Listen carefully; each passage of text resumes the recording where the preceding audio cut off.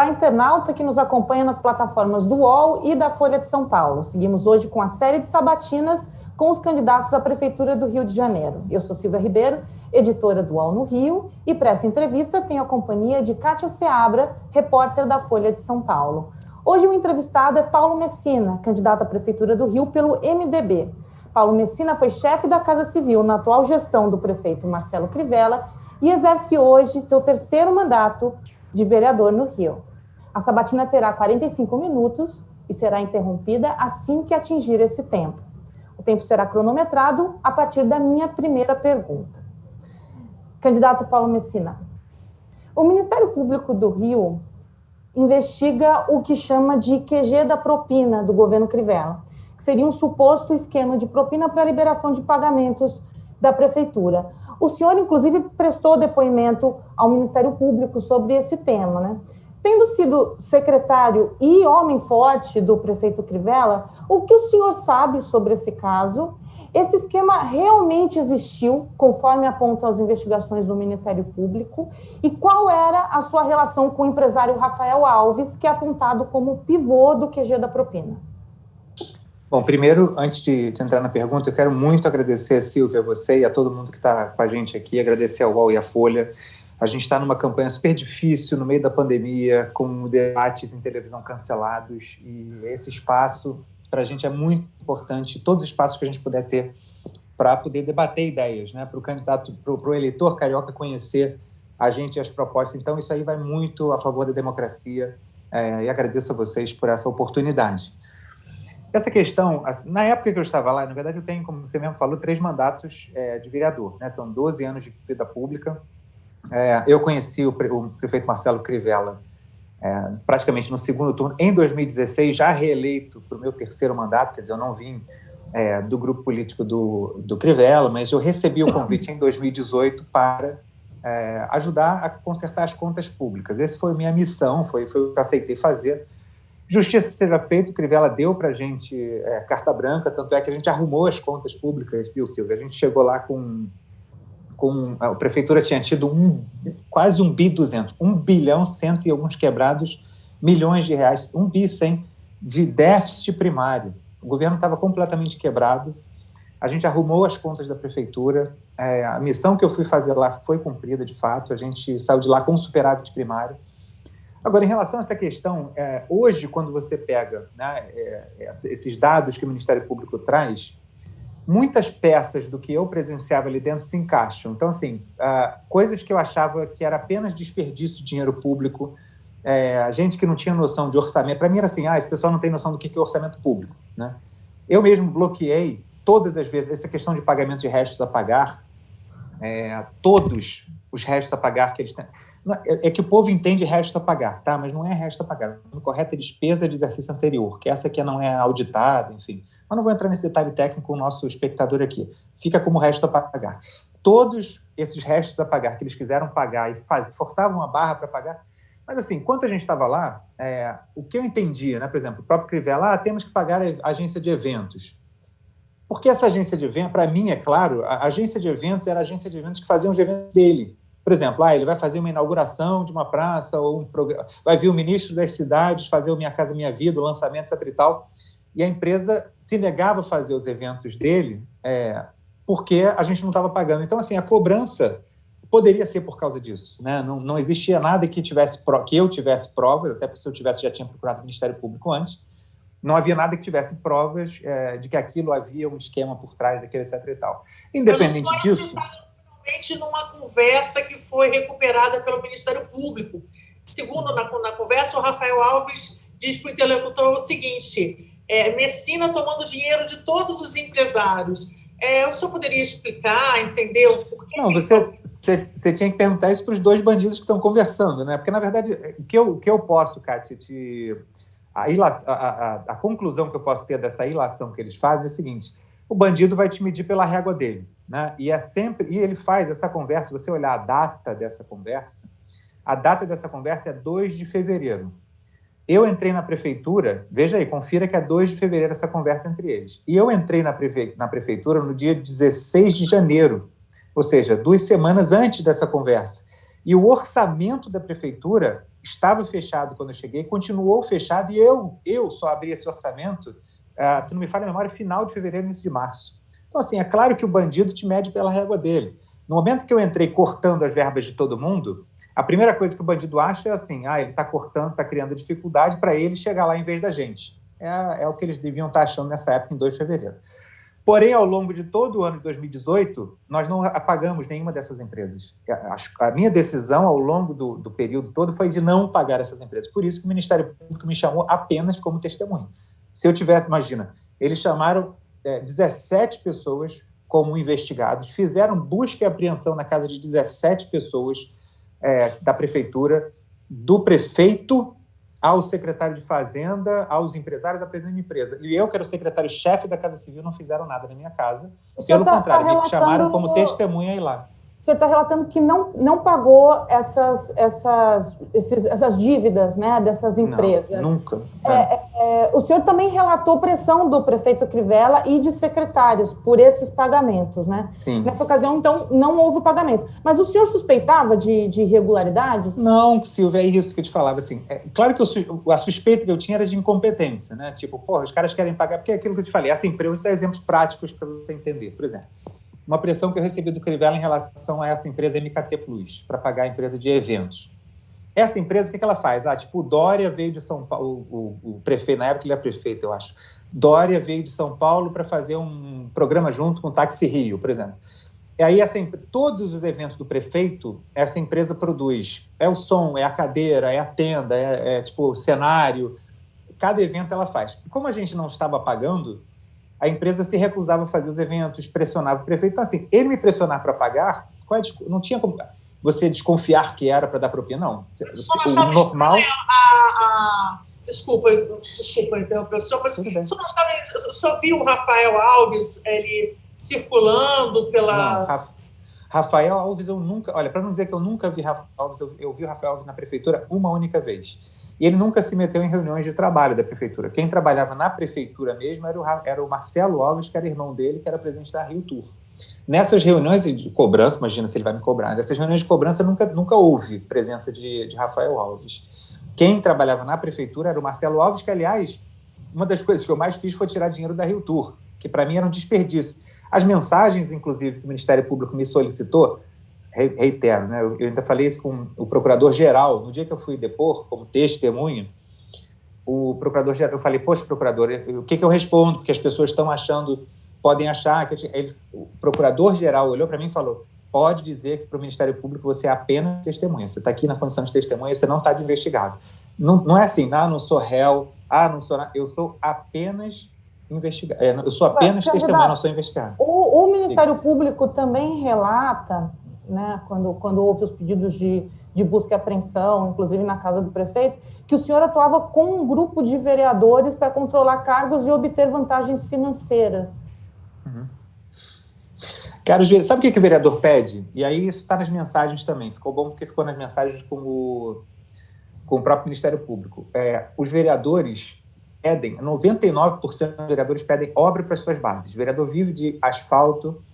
Não são todos. Tem vereador que é vereador de tema, por exemplo, da educação, vereador da saúde. Mas 99% da Câmara é o vereador que quer levar o asfalto para a área dele, iluminação, poda de árvore, obra. Dá um exemplo. Wellington Dias, o vereador que era da base, o que ele pedia? Eu tenho de cor o que eles pediam para a gente. Era a obra de senador Vasconcelos lá do Vale dos Eucaliptos, que estava parado. Tem uma série de intervenções que eram pedidas pelos vereadores, mas sempre em relação à obra. Para não dizer que não tinha vereador que pedia cargo, o máximo de cargo que os vereadores pediam era em relação à região administrativa da sua região. Ele quer colocar o administrador regional, que é o cara que faz o quê? Que anda, que olha buraco, que olha poda, etc. e tal. E, Silvia, deixa eu acrescentar 2 coisas que é importante. Eu saí da prefeitura e rompi com o prefeito, e isso está no meu... Não é agora que eu estou falando com vocês isso, não. Se vocês olharem minhas redes sociais de 2019, você vai ver isso. Cada cargo e secretaria que o Crivella criava para vereadores, eu ia para o Facebook, na minha rede social, ia para o plenário da Câmara e criticava. Inclusive, ele criou uma secretaria que existe até hoje, Secretaria Secretaria de Eventos, Parques e Jardins e Idoso. Isso é uma secretaria só, que tem 7 vereadores ali atendidos. Eu fui contra isso. Está no meu Facebook. Esse não é o tipo de trabalho que ele faz. Estando já dentro do governo? Não, no rompimento, 2019. Depois do rompimento. Foi isso. O senhor era apontado, inclusive era nos bastidores, era chamado de primeiro-ministro. Os bastidores não, publicamente ele chamava. Né? Publicamente, era o primeiro-ministro. Ou seja, o senhor tinha muita ingerência sobre o que estava acontecendo no governo, né? Uhum.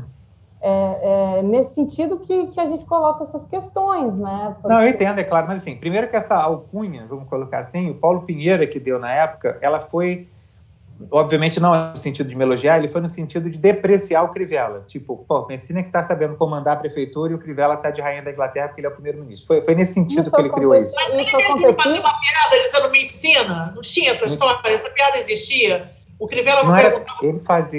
Ele brincava com isso, né?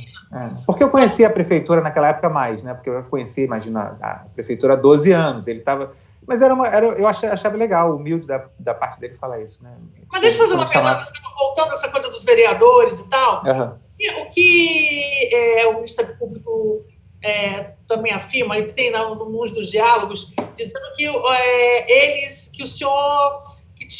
eles diziam que tinham doado para a campanha de vereadores, inclusive do MDB, então teve essa doação. Nossa, que viagem.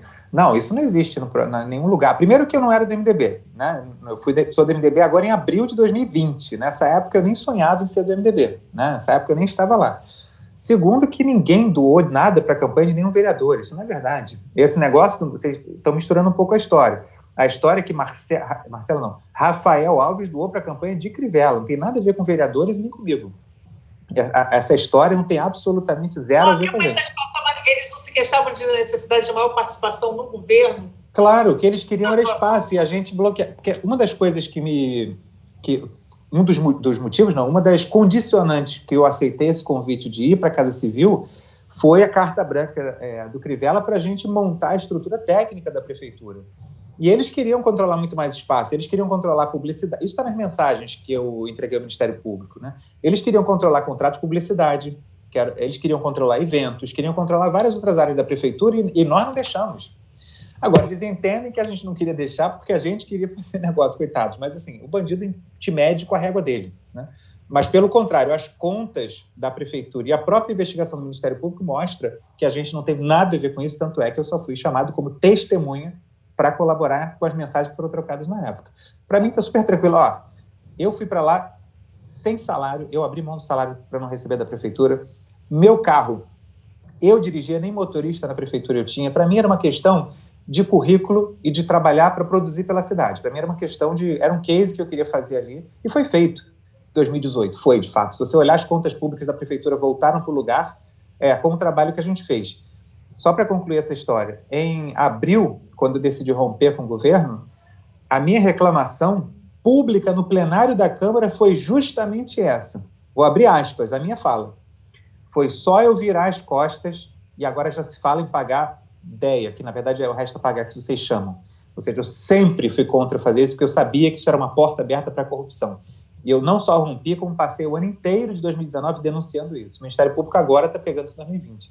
O motivo do seu rompimento tem relação, então, com, de certa forma, com o que diz a investigação do QG da propina? Total.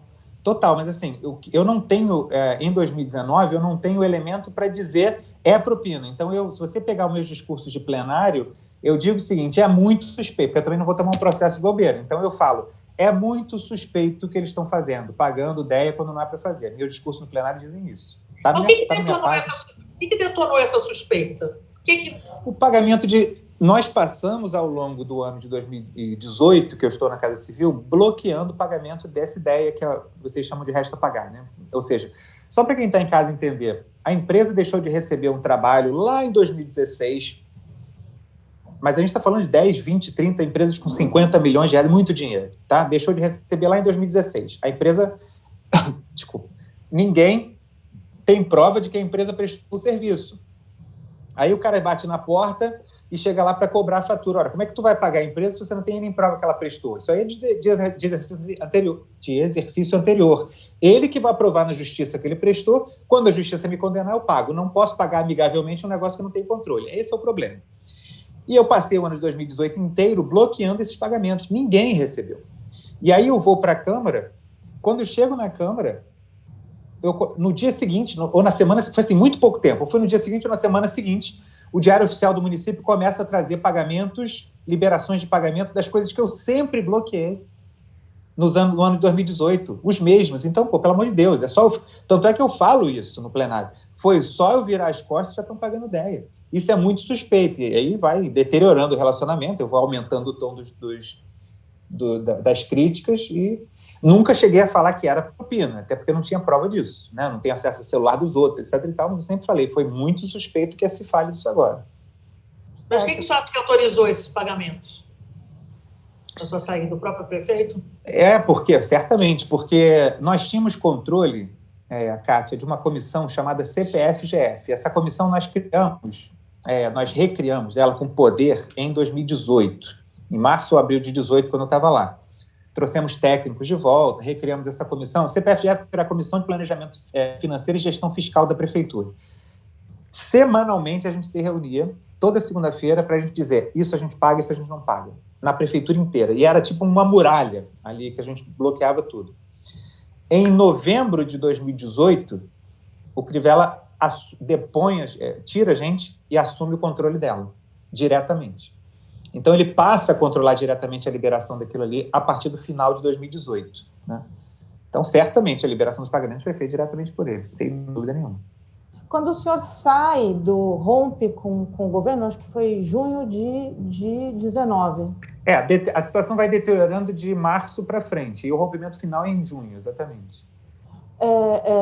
O senhor justifica esse rompimento com o prefeito no sentido que ia haver um desequilíbrio fiscal. Agora que o senhor está fazendo uma análise que tem relação com as investigações do QG da propina. Mas, na ocasião, o senhor alertou, chegou a conversar com o prefeito diretamente, olha, isso aqui vai estourar, as contas vão estourar, vai ter um efeito aqui de não dá para pagar os salários. Como que era essa reação do prefeito a esses alertas? Esse era o meu mantra, Silvia, esse era o meu mantra, e não é só de junho, não, tá? Eu já tinha começado a falar isso de fevereiro de 19, quando ele mudou assim, esse viés de gastar, de fevereiro de 19 para frente, né? E eu fui só aumentando o tom, na verdade. Essa questão de pagar a despesa de exercício anterior, se você... Cara, infelizmente, eu não tenho como passar aqui para vocês, mas o discurso... Pegue depois o discurso que eu fiz no plenário em 19 ou 16? O Bruno está falando... Kátia, o Bruno falou que estava dando para você. E nesse discurso, Silvia, que eu fiz em 16 de abril de 2019, eu já falo as duas coisas. Eu falo, é muito suspeito que está pagando o resto a pagar, e esse gasto desenfreado vai causar problema de caixa e até botar em risco o salário dos servidores. Essa é a minha fala já em abril. Mas isso eu já estava falando antes. Falei em abril publicamente no plenário, falei no meu Facebook, no meu Instagram, nas minhas redes sociais, de abril até junho, e eu falava semanalmente isso. Cada gasto que fazia errado, eu avisava. Né? Essa questão do pagamento dessas empresas de resto a pagar, elas estão num bolo muito maior de coisas que geraram... pracinha, é campo de futebol, é secretaria para vereador, enfim, é um desmonte da estrutura técnica financeira da prefeitura que ia levar para a prefeitura à bancarrota e levou. Né? Então, meu rompimento é muito por aí. Não é só essa questão de ter ou não certeza da propina, mas era a certeza de que uma prefeitura que tinha tudo para ser superavitária, que tinha tudo para funcionar para o cidadão, que não tinha crise, virar o que ela virou. Mas o senhor tem certeza da propina? Cara, hoje eu desconfio muito mais do que eu desconfiava antes. Certeza absoluta eu ainda não tenho, mas assim, hoje eu já tenho. Quando eu falava que era muito suspeito, eu cogitava bastante isso. Hoje eu cogito com muito mais força, depois da conversa com o Ministério Público e de tudo que eles, enfim, mostraram e das conversas que a gente teve lá, eu desconfio muito mais. Mas vamos ver, vamos ouvir eles, né?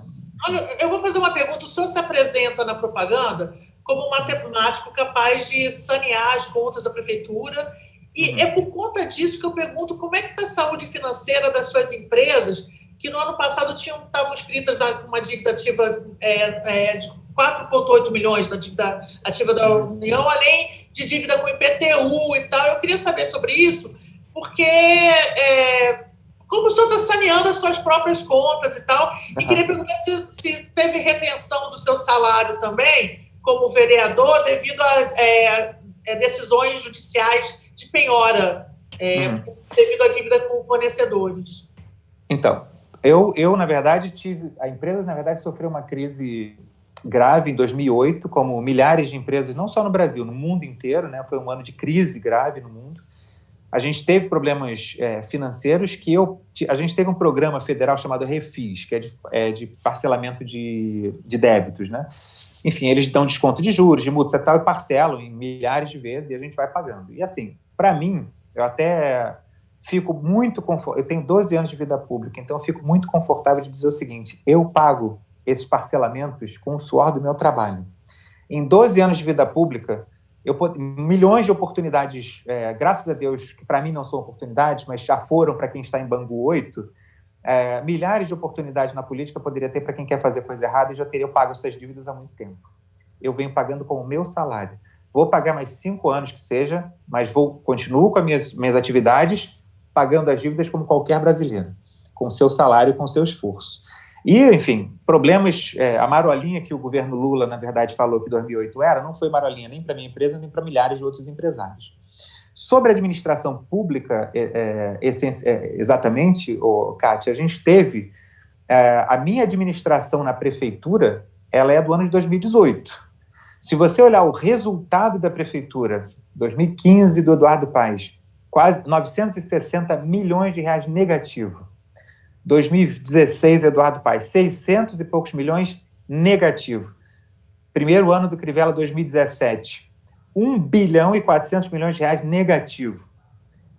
Quando eu administrei de fevereiro a dezembro, 160 milhões, e foi a primeira vez que a prefeitura teve superávit primário. Eu saí da prefeitura no início de 2019 a prefeitura voltou a abrir 1 bilhão e 200. Meu resultado de administração foi o melhor dos últimos 5 anos na prefeitura. Então, a resposta a isso é muito simples. As minhas estão equacionadas, eu sigo pagando meus refis com o meu salário. Em relação às contas públicas, não é eu acho que eu posso colocar as contas em dia. Não, eu já botei as contas em dia com Crivella prefeito. Eu colocaria as contas em dia muito melhor do que isso, eu sendo prefeito. Candidato, ainda sobre essa questão das contas públicas, né? O senhor está colocando que colocou as contas em dias. Mas durante a sua passagem pela prefeitura, houve cortes nas equipes de saúde da família, né? Em paralelo, houve um crescimento da fila do CISREG para exames e cirurgia para milhares de pessoas. O senhor considera hoje errada essa decisão de cortar dinheiro da saúde? De jeito nenhum, porque não foi uma decisão de cortar dinheiro da saúde, né? E nem foi esse corte o que foi feito. A gente passou 3 meses planejando como é que iam ser feitas como é que ia ser feito o remanejamento do dinheiro da saúde, dentro da própria saúde. A saúde tinha, e não foi o que foi feito que o Crivella colocou em efeito, e isso é que deu problema. Nós fizemos, isso vocês conseguem achar na internet, em matéria de jornal, na imprensa, talvez vocês até tenham coberto isso na época também. O que nós propusemos era o seguinte: depois de 3 meses estudando, existiam 850, 880 equipes de saúde da família no governo Eduardo Paes até o ano... Ele passou 8 anos para botar 800 e poucas equipes. Em agosto, setembro, outubro e novembro de 2016, em 4 meses, ele botou 400 a mais. Ele foi a 1.263 equipes de saúde da família, botando 400 milhões de reais a mais. Quando chegou em 2018, que nós fizemos essa leitura, vamos ver a produtividade dessas equipes. 177 equipes, preste atenção nesses números, 177 equipes não tinham, ou não estavam completas, ou seja, faltando médico, uma faltava enfermeiro, outra faltava agente comunitário da saúde, etc. e tal, ou não estavam completas, ou a gente fez um corte, né? Quem está atendendo menos de 500 pessoas, ou não estavam atendendo nem 500 pessoas. Total, passamos um filtro.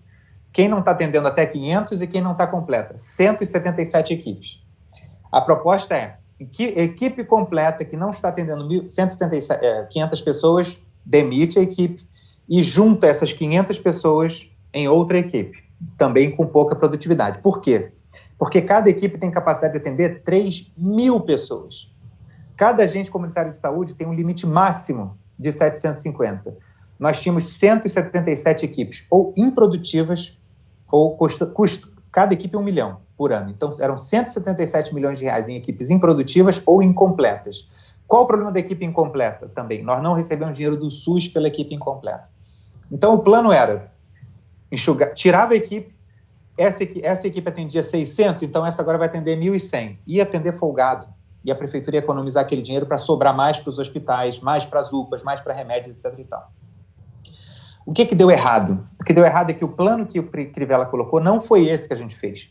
O Crivella decidiu, em março de 2019, jogar o estudo todo que a gente fez fora e rescindir Viva Rio e Iabas. Em que pese, porque Iabas tem problema de corrupção no governo do Estado, em que pese isso tudo. Mas você demitir, você rescindir o contrato e isso dá uma demissão. Na Viva Rio foram 5.000 e poucas pessoas demitidas da noite para o dia, na Viva Rio, e mais 5.000 e poucas na Iabas da noite para o dia. Você quer trocar o S? O que você tem que fazer? Licita as áreas de novo, diminui menores áreas, porque as OS estão em áreas muito grandes, diminui as áreas para terceirização, você licita e aí você rescinde o anterior. Não, ele rescindiu, quase 10.000 funcionários foram demitidos, nem direito trabalhista receberam. Isso não tem nada a ver com as 177 equipes. Isso, facilmente, vocês acham na internet qual era a nossa proposta, que a gente defendeu abertamente isso na época, explicando como é que a gente ia fazer. Tem esses vídeos no meu Facebook até hoje, publicamente a gente defendeu. Eram 177 equipes, isso foi tudo jogado fora, e o que ele fez foi, vamos rescindir Iabas, vamos rescindir Viva Rio. Resultado, 10.000 funcionários demitidos sem direito a nada. E o que o senhor fez perante isso? Eu saí da prefeitura. Eu peguei meu boné e voltei para a Câmara, meu mandato. Isso foi em março de... Eu tenho uma carta, eu tenho um ofício, eu tenho um ofício que está anexado no processo da Iabas, em que eu falo, é bom eu te mandar também, viu, Kátia? Pedi para o Bruno te mandar. Meu ofício, eu digo exatamente isso. Está errado isso. Se você quer tirar Iabas, vamos licitar um novo e fazer a transferência dos funcionários. Se você fizer isso, são 5.000 e poucos funcionários que a população vai ter descontinuidade. A segunda questão que você coloca, o prefeito Crivella não ouvia o que o secretariado levava a ele? Ele ouvia quando ele queria, quando ele, sei lá, era meio aleatório, não sei. Era isso. Na Câmara, o senhor foi um dos articuladores da atualização do IPTU, que hoje é alvo de reclamações. O senhor concordaria em rever esse modelo de IPTU ou o senhor acha que tá bom dessa maneira? Não, primeira coisa, o povo acha, principalmente da Zona Norte e da Zona Oeste, o povo acha que está pagando, que o IPTU aumentou por causa da lei do Crivella, e não é verdade. O que aumentou o IPTU muito de 2018 para frente, principalmente na Zona Norte e Oeste, foi o programa Atualiza Rio que o Eduardo Paes fez, não foi o do Crivella. O programa, tanto é que você vê que o problema é a metragem quadrada dos imóveis que aumentou. Né? Eu mesmo recebi, andando pela Vila Kennedy, um morador me mostrou o carnê dele, eu mostrei isso para ele, falei, pega o carnê anterior. O cara pagava R$800, está pagando 8.000 na casa dele, na Vila Kennedy, tá? Área de comunidade. Só que a metragem quadrada do cara quadruplicou naquele trecho. Por quê? Porque o programa Atualiza Rio, de 2015 e 2016, que o Eduardo fez, ele mediu por satélite. Foram empresas que fizeram ou por satélite, ou Google Maps, ou fizeram por drone. E aí marcou casinha de cachorro, marcou o puxadinho que o cara fez, galinheiro que ele cobriu. Metragem quadrada dos imóveis multiplicou muito, Zona Norte e Zona Oeste. Esses dados foram implantados em 2017, fato gerador de 2018. A revisão da planta de valores do governo Crivella, ela reviu a planta de valores que aumentou muito o IPTU de imóveis antigos, essencialmente na área da Zona Sul da cidade. Essas da Zona Norte, só você ver, essencialmente, regra, vamos dizer assim, macete simples, o IPTU aumentou muito na Zona Norte e Zona Oeste, foi o Atualiza Rio, foi o Eduardo. O IPTU aumentou na Zona Norte, ou era isento, perdão, Zona Norte não, era isento na Zona Sul, aumentou muito na Zona Sul, foi o IPTU alterado no governo Crivella. E aí você vê o seguinte, essa correção na Zona Sul, eu acho justa, assim, por quê? Você tinha imóveis na Bartolomeu Mitre, você tinha imóveis na Dias Ferreira, no Leblon, você tinha imóveis em Nossa Senhora de Copacabana, você tinha, e não estou falando um ou outro, não, são dezenas de imóveis, são milhares, tinha 20.000 imóveis em Copacabana que não pagavam IPTU, porque pelo fator idade, já tinham mais de 50 anos, tinham mais de 50% de desconto, caíam do valor venal que estava desatualizado há 20 anos. Então, tinham distorções que a atualização da planta levou, mas isso foi essencialmente na área da Zona Sul. Então, você está dizendo que o Crivella acabou promovendo uma justiça tributária aqui na só cidade. Não ficou mais justa. Crivella nas ruas mesmo, na Pavuna. Não entendi. Você está defendendo o Crivella nas ruas? Você falou que quando foi abordado e tal, o senhor defende... Não, quando... Crivella ou a sua gestão? Não, eu defendo, quando o cara pergunta, você aumentou, o programa do governo Crivella aumentou o IPTU na rua, eu pergunto qual é a sua área, primeira coisa, né, para saber o que de fato aumentou o cara. Se foi o Atualiza, eu explico para o cara que foi o Atualiza Rio, que foi do Eduardo, porque ele fica achando que não coincidiram as duas coisas, que foi do governo Crivella. Quando a pessoa, por exemplo, em Copacabana, eu já fui perguntado, aumentou o IPTU, eu já sei que foi do Crivella. Fala, tá bom, mas seu IPTU, você acha justo você não pagar IPTU aqui na Zona Sul? Você acha justo, antes dessa reforma, quem paga IPTU... Kátia, quem paga IPTU, quem pagava IPTU até 2016, eram 4 a cada 10 imóveis. E aí eu não estou falando de favela não, tá, gente? O pessoal fala, mas favela não paga. Não. Eu estou falando de 1.900.000 imóveis cadastrados, imóveis de asfalto, 1.900.000. 40% só pagavam. Só 4 a cada 10 imóveis na cidade pagavam por causa da distorção. Então, a questão é a atualização da planta de valores que tirou essa, estava desatualizada há 20 anos. Agora, tem atualização de planta de valores para acontecer em janeiro de 2021. Isso, a lei do IPTU, ela determina que agora, a cada 4 anos, tem que ser atualizada a planta de valores. Como o preço dos imóveis caiu, de uma forma geral, na cidade, até porque o mercado mudou, a tendência é o IPTU cair no próximo governo. Isso não é uma benesse que a gente quer fazer, isso é lei. Né? A lei determina a revisão da planta de valores. Como o mercado caiu, o valor venal dos imóveis cairá, a arrecadação de IPTU vai cair, porque a planta tem que ser revista. Para o Atualiza Rio, a proposta é que a gente tenha autodeclaração. A gente vai simplesmente refazer esse cadastro do Atualiza Rio com base no que... Isso é que vai trazer justiça tributária para as pessoas. Realmente voltar... É uma estupidez, Kátia, porque esse cara da Vila Kennedy, por exemplo, que era R$800 o IPTU dele, foi para 8 mil, ele não vai pagar os 8 mil, é óbvio, e a prefeitura ainda não recebe aqueles 800. Ainda perde a arrecadação. Então, é uma questão de trazer justiça tributária para essas pessoas, fazer o recadastramento, e ainda por cima aumentar a arrecadação da prefeitura, porque tu vai baixar o IPTU do cara, mas aí vai passar a receber. Candidato, eu tenho agora uma pergunta da agência Lupa, que é a seguinte: historicamente o Rio tem problemas com o transporte de vans. Em seu programa de governo, não há menção a esse meio, mas há propostas para BRT, trem e metrô. Por que o senhor não menciona as vans? E o senhor tem propostas para diminuir o controle das milícias sobre esse meio de transporte? O controle das milícias, ele acontece justamente... Quem financia as milícias é o poder público. É a ausência do poder público. Se o cara está ganhando dinheiro com a van, é porque o transporte público não está funcionando direito. Se o cara está ganhando dinheiro com os serviços que eram para ser públicos, é porque a prefeitura não está... E não é assim, vamos botar gente armada para combater. Não, os caras estão se financiando, prestando serviço que era para a prefeitura prestar. A nossa proposta é muito simples, né? É muito simples e muito fácil de fazer. Eu sempre cito o exemplo da cidade de Curitiba. Curitiba tem 40 anos, já quase 40 anos, é da década de 80 o sistema de transporte de Curitiba, o BRT de lá, o sistema de transporte, e funciona, porque ela tem concorrência.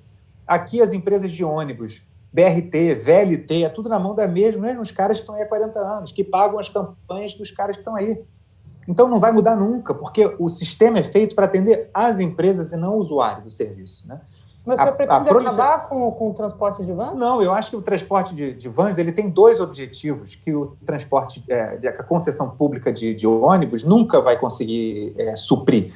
Né? Você tem o transporte, tem o STPL, que é o Sistema de Transporte Público Local, que, vamos dizer assim, servem como alimentadores das linhas, tem que servir como alimentador das linhas principais.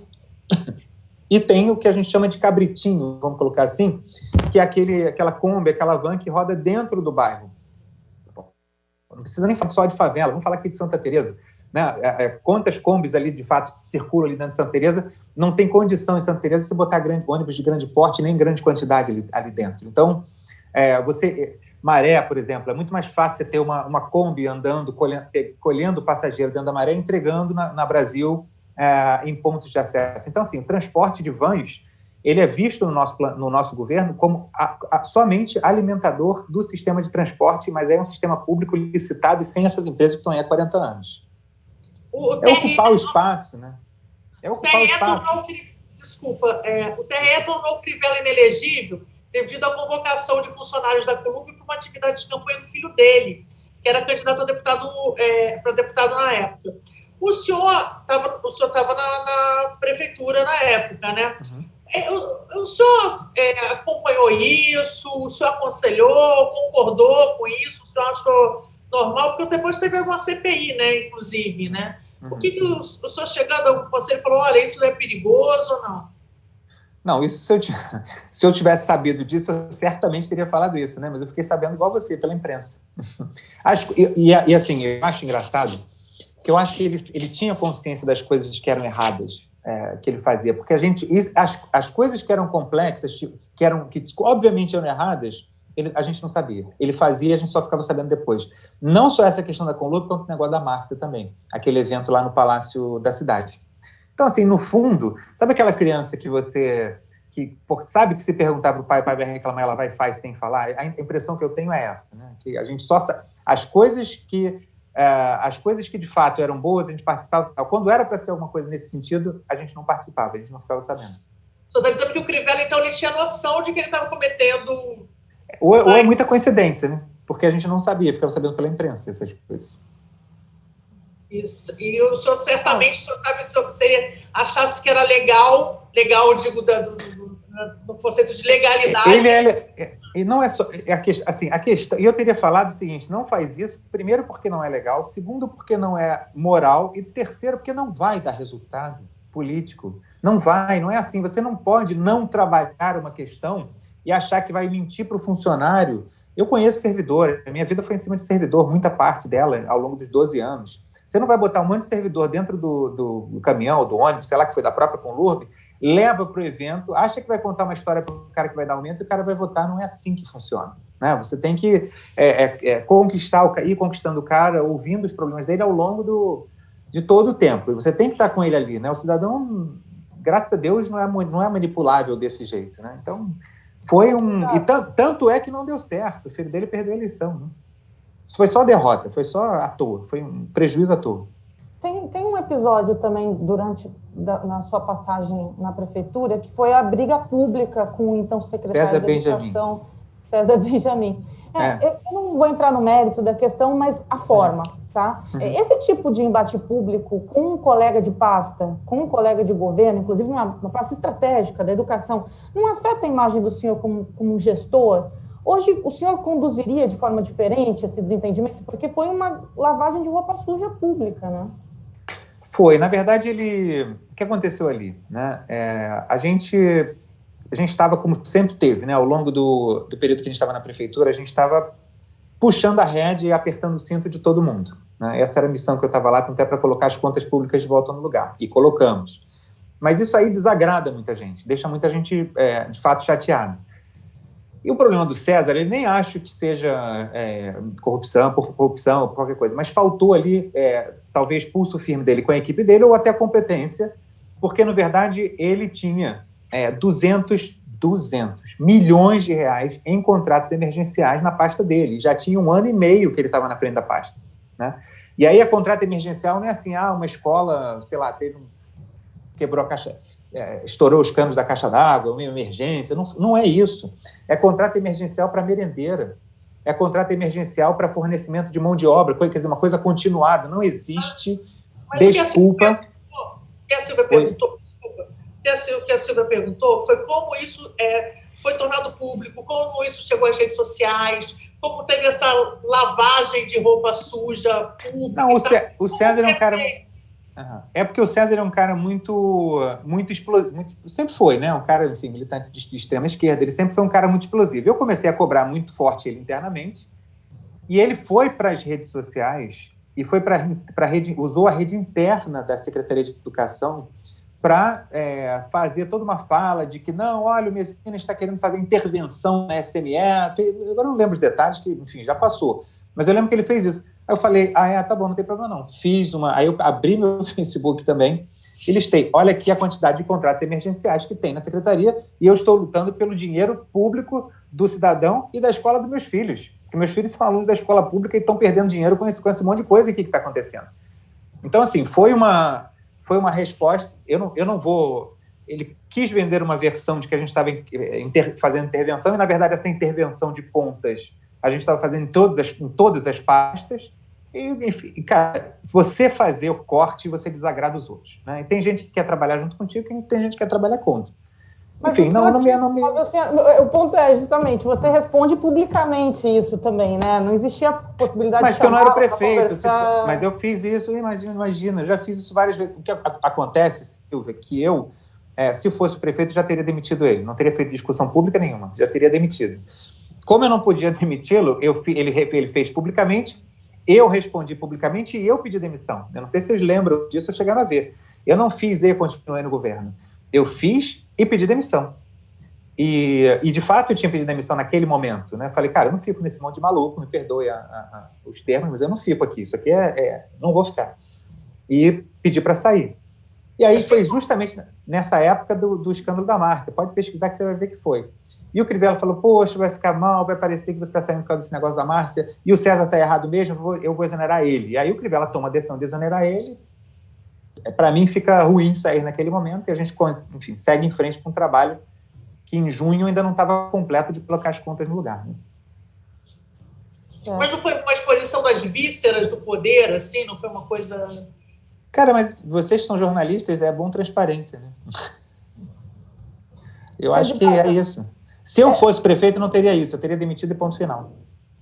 O senhor se filia esse ano ao MDB, sai candidato agora, né? Uhum. Sendo que o MDB é um partido aqui no Rio que se tornou um partido tóxico, né? O senhor está sozinho, não existe uma coligação, certo? Uhum. E as principais lideranças do partido estão presas, né? Sérgio Cabral, Jorge Pisciani. Nesse momento de descoberta de esquemas de corrupção, não é um momento complicado para defender uma candidatura no MDB? Não, eu defendo a candidatura com a minha história. A minha história é absolutamente limpa. Eu não respondo a inquérito... Não vai vir quadros do MDB? Não vem quadros do MDB? Não, porque a decisão é minha. Eu assumi... O MDB, quando eu peguei ele, primeira coisa, né? O MDB tem uma história lindíssima com o país. Não é... Aqui, esse evento, a gente tem um passado, e todo mundo sabe disso, um passado de recente com o governo do Cabral. Agora, quem tem que estar aqui explicando o Cabral para vocês é Eduardo Paes, eu não tenho nada a ver com isso. Aliás, eu sempre estava na campanha do Gabeira, na campanha, brigando do outro lado contra o governo, que aí estava fazendo oposição, que não faltou no plenário minhas falas para lá, etc. e tal. Hoje não, desde 2018, 2017, o MDB está vazio na cidade do Rio de Janeiro. O MDB na cidade do Rio de Janeiro nem presidente tinha. O MDB na cidade do Rio de Janeiro, quando eu entrei agora em abril, nem vereador tinha, o MDB estava parado. Para mim, eu não tenho nenhum compromisso com o passado do partido. Para mim é muito simples responder isso, porque eu respondo com a minha história. Eu não respondo nem investigação. Não é assim, eu não sou réu, não sou réu, nem investigado sou na minha vida pública toda. Perdão. É a sua segunda passagem no MDB? É a minha segunda. Eu fui para o MDB, tentei ir para o MDB, na verdade, em 2016. Foi uma tentativa pragmática, porque os vereadores todos da Câmara estavam indo para o MDB, porque a gente achou que ia fazer muito voto de legenda e que o MDB... Mas como foi naquela época, absolutamente não teve nada ideológico, foi pragmático, todo mundo, né? E aí, como foram 18 vereadores para o MDB, eu falei, não, gente, aí é muita gente. Eu recebi uma proposta do PROS, para presidir o PROS naquela época, acabei indo para o PROS. Então, assim, acabei não ficando. Fiquei um mês, talvez, lá. Acabei não participando da eleição, fui pelo PROS. Mas na época de governo Cabral, na época desses movimentos de Lula, Cabral, etc. e tal, eu estava no PV fazendo oposição. Né? Volto a dizer, quem tem que explicar Cabral é Eduardo Paes. Mas ele continua afiliado no MDB. Não, senhora, que pelo menos na municipal, não. Pelo menos municipal não, mas na municipal não. Não, eu acho que você sabe se Sérgio Cabral está afiliado no MDB? Não está. Não, a gente está perguntando se essa marca não pesa. Mas mesmo que tiver, mas olha só, mesmo que tiver, não pesa. Eu vou te falar que não pesa, porque eu estou na rua desde o início da campanha.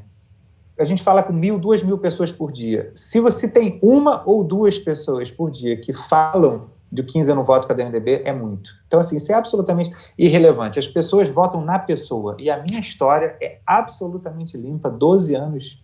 Nem desconfiança tem da minha história. Então, candidato, o senhor tem aí... eu tenho moral para ir para qualquer lugar. O senhor tem aí 53 segundos para fazer a minha fala? Finais. Vou fazer. Bom, eu queria muito agradecer a vocês pela oportunidade, pelo espaço. É muito importante para a gente, principalmente a boa parte dos candidatos, como eu, somos desconhecidos da população. Eu quero muito o seu voto, que está em casa, porque eu sou vereador já há 12 anos, eu sei o que a gente precisa fazer para consertar a cidade. Eu conheço a cidade, meus filhos são... Eu uso os serviços públicos, meus filhos são alunos de escola pública, nós usamos os serviços públicos, nós sabemos o que a gente sofre. Mais importante que isso, a gente sabe o que a gente precisa fazer para consertar. E eu não tenho rabo preso com ninguém. Eu não estou recebendo dinheiro de empresário, eu não estou com um partido político para dar secretaria. A gente quer fazer um governo para você. Por isso, no dia 15, me dá essa oportunidade, vote 15. Paulo Messina, muito obrigada pela participação. Eu que agradeço. Obrigada, Kátia Seabra, da Folha de São Paulo. E as sabatinas com os candidatos à Prefeitura do Rio continuam nos próximos dias, com exibição sempre às 15 horas, nos sites do UOL e da Folha. Você também pode assistir as sabatinas nas redes sociais do UOL e da Folha, no YouTube, Facebook e Twitter. Até breve.